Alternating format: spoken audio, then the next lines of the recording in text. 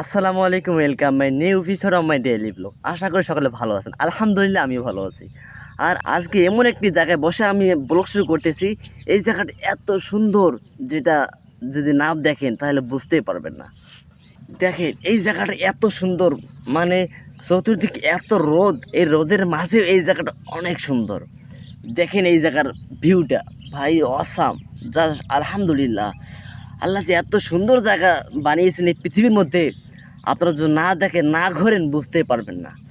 আর এই জায়গাটা চতুর্দিকে রোদ, তারপরে এই জায়গাটা অনেক সুন্দর, অনেক সুন্দর, অনেক সুন্দর। আলহামদুলিল্লাহ, আলহামদুলিল্লাহ।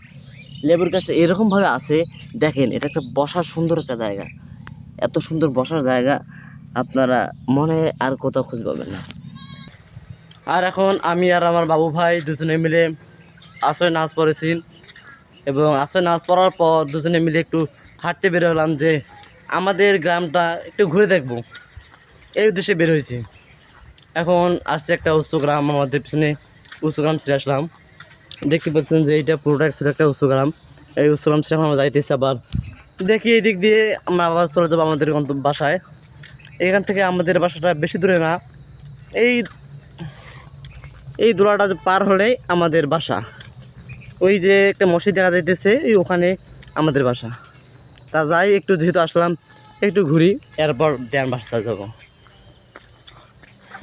তা দেখেন যে এই সময় আসরের পর মাগরিবের আগে এই সময়টা যে এত সুন্দর, চারদিকের পরিবেশটা থাকে মনোরম পরিবেশ, একবারে মনোরম পরিবেশ, যেটা আপনারা যে ঘোরেন অবভিয়াসলি আপনাদের মন সুন্দর হয়ে যাবে, মানে মন একবারে ঠান্ডা হয়ে যাবে। আলহামদুলিল্লাহ।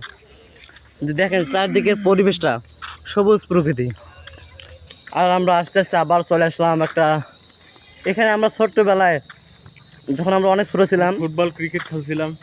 অনেক আসছে এই জায়গায় খেলতে আসছিলাম। তারপর দেখেন এগুলো হচ্ছে আমলখির গাছ, এই সমস্ত গাছে যে কত উঠছি। কিন্তু দুঃখের বিষয় হলো যে মাঠে আমরা ফুটবল খেলছিলাম, সেই মাঠটি এখন দেয়ালের বন্দি। না হলে আমরা খেলতাম, যদি আমরা আমাদের বাসায় এখান থেকে যদি কাছে হইতো, আপনারা হয়তো দেখতে পাচ্ছেন না কুয়াশার জন্যই। আর মানে এই ক্ষেতের ওই দিকে আমাদের বাসা। আর এখানে আমরা ঘুরতে আসছি এই জায়গায়। ছোটোবেলা অনেকবার আসতাম, কিন্তু এখন একটু বড় হয়ে গেছি, মাদ্রাসা পড়ি। দেন ভাই স্কুল পড়ে, কলেজ স্কুল শেষ করেছে, কলেজ পড়তেছে, এখন আর আসার মতো সময় হয় না আমাদের। এই সমস্ত জায়গায় যে আমরা আসিনি অনেক দিন থেকে, আমাদের মনে হইতেছে না। সব জায়গাটায় আমাদের মনে হইতেছে যে আমরা যেন কয়েকদিন আগে আসছিলাম। পরিচিত, দেখেন যে কত সুন্দর জায়গাগুলা আমাদের এত পরিচিত যে আমরা বলে বুঝতে পারবো না।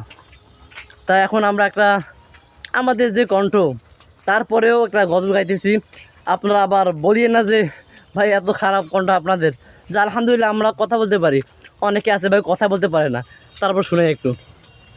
অন্তরে মোর কাবা আকা মন পড়ে রই মাদিনায়, নিশি তরিতে প্রাণ খুঁজে পাই নবী প্রেমের পান পেয়ালায়।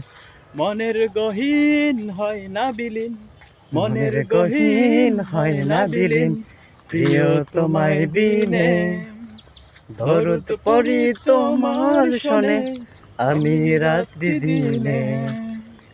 সাল্লাল্লাহু আলাইহি ওয়াসাল্লাম, সাল্লাল্লাহু আলাইহি ওয়াসাল্লাম।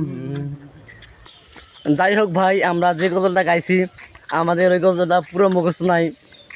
এই কারণে এখন আমরা চাইতেছি যে আর একটা নতুন গজল গাবো, যেটা আমাদের অল্প অল্প হলেও মুখস্থ রয়েছে। বাবু ভাই শুরু করি।